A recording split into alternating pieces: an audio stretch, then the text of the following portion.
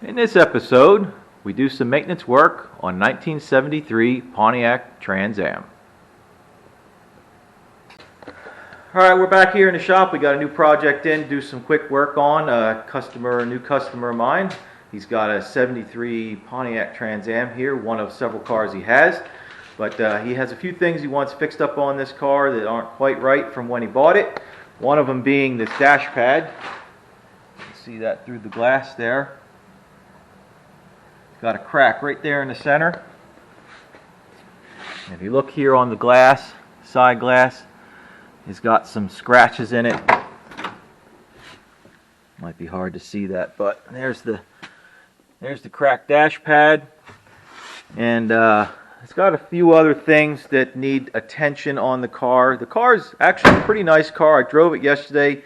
Real tight car. Drives really nice. It does have a slight vibration in it when you go down the road that feels like it might be in the drivetrain, so it could be a balance issue somewheres with drive shaft or something that we may have to look into. But we got to address the starting problem too. When it's hot, the starter's very, very hard. It doesn't want to crank over real easy, so we got to take care of that. And like I said, change the side glass, change the dash pad, a couple other things he wants taken care of on it. Get her out of here, move on to the next project. Well, I didn't really film any of the disassembly of this dash for a couple reasons. One, it's a time-consuming, tedious task, and it's really boring. Nobody really wants to watch that. So anyhow, if you've never seen a Firebird or a Camaro with the dash assembly out, well, here it is. Really not too difficult to get this all apart. It took me about 2.5 hours, I guess, to get everything out and get the dash assembly pulled out. I'll bring you over here and give you a look at the dash. And the reason why we're changing it mainly is because of this crack right here that's visible on the outside. But as I was pulling it apart, I found that there was just a lot of this dash. It's the original dash. This piece here is not supposed to be there. That's a piece of metal that somebody put in there, and you can see this is cracked and broken here. And a lot of these holes on the other side, which is where all the different components screw to the dash, they are not in very good shape either. Most of them are very brittle. They're breaking. There's a crack here. So it was time to replace this dash. It was not in really great shape. So we're going to go ahead and get everything transferred over. And we're going to get this put back together and get it put back in the car.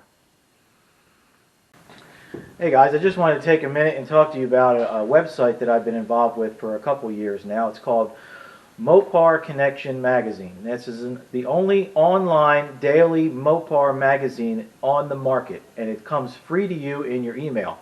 You can catch all the videos of Project Marcia on there, plus a lot of the other project cars that they have going on. And one of the things that they have too, they have a really nice web store where they've got t-shirts for sale and other things that you can buy that will help support all these projects and also help keep the magazine coming to you free of charge daily. So go over to Mopar Connection Magazine at www.moparconnectionmagazine.com. Check out their web store and get yourself a shirt. Well, we've been waiting for a few parts to come in so we can finish up the dash on this 73 Trans Am. One of the things we need to get put in the car, this car was equipped with power door locks, and this is the switch for it. And it was missing on the car. So the door actuators the lock actuators were in the doors, but there was no switch in the dash. So the customer ordered up a switch and the correct trim plate where it goes in the dash. So we're going to get that put in. Also a new pocket that goes in the console because the one that's in there has a crack right in the center of it. And a new radio so that the car will have some tunes while cruising. This fits right in place of the original radio and will be a nice addition to the car. Well, I'm working away here on the dash. I've got my power door lock switch installed, and if you listen, it doesn't work. I really wasn't surprised by this. Now I did check and I made sure I've got voltage coming to my switch, which I do have, and the voltage does transfer through the switch and go out, but it does not do anything to lock or unlock the doors. So we have to check for power at the door lock actuators, which are in the doors, which means I get to take the door panels off again. Second thing I've been working on here is getting the radio put in. I had to remove the console to put the little map pocket in that's in here. And again, I found more just disappointing things. The console itself is not new. It looks good from the outside, but the underneath side, the basic structure of it is cracked in several places. One being around the power window switch, which the company that put this car together, whoever it was, they put the hole in for themselves. Wasn't a very clean job. It was cracked up here around where the opening is for that pocket, cracked around the mounts for the back here, so the owner has decided he's going to go pick up a new console so that it won't be broken and have the chance of being able to shift and move in the car if it's leaned on too hard. So that's where I'm at for now. I'm going to continue on with getting my radio installed. I've been tracing my wiring, finding a key on 12 volt source, and then finding a constant power source, because this radio does have a memory in it that will need to have constant 12 volts to it just to keep that memory up. And I found that in my fuse box, so I'm going to run a wire to that, get everything hooked up, get the radio mounted in here. Then I can finish installing my AC ductwork that goes on the bottom side of the dash, and get all my trim pieces and glove box and everything put back in the dash and have this finished up. A couple hours later, I've got the dash completely back together finally. I put our door lock switch in over there. We've got our new stereo unit in, glove box back in, all of the AC ducting back in, and trim panels back on.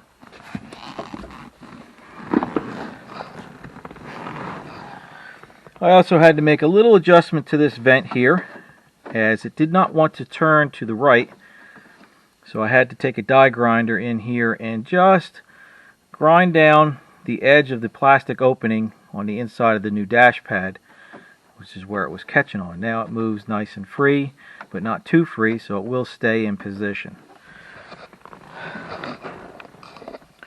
Just some of the things that you have to do when you're working with new parts that are pretty nice but not exact.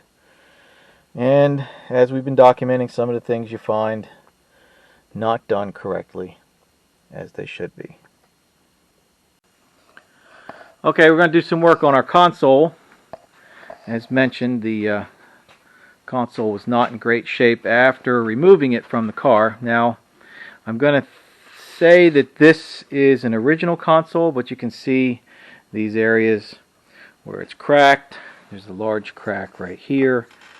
It's cracked up here in the front. This has been reattached. Just should have put a new one in when they did the car. Difference between new and old consoles: the original console has a softer feel to it. It does have a little bit of padding on it.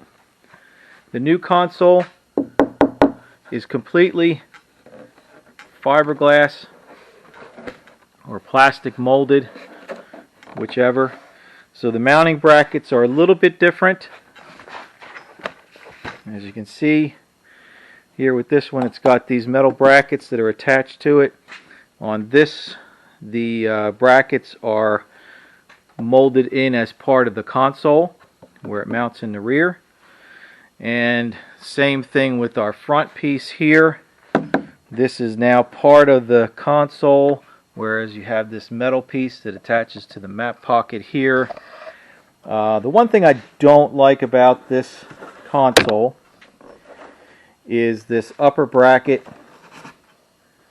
here This attaches to the lower portion of the dash to keep the console from moving. This is plastic, and the original one was a nice metal bracket. I may attempt to see if I can't switch this bracket and put it onto the new console. I think it would be a better fit. It would be more sturdily mounted to have that attached to the dash.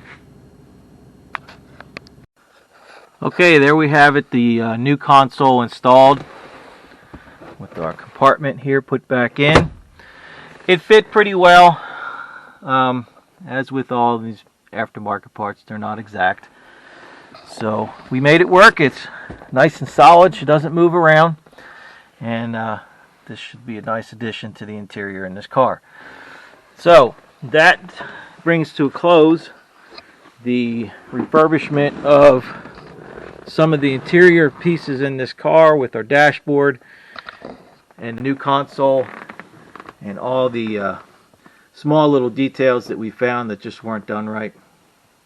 So again, look your cars over carefully before you are going to purchase something, and make sure what you're getting is worth the money you're spending on it. So I hope this was informative and helpful to anyone who has to go through one of these dash changes. Really not that difficult. About a 6-hour job total, and you can have a nice new well-fitting dash. So keep following along, and we'll see you again soon.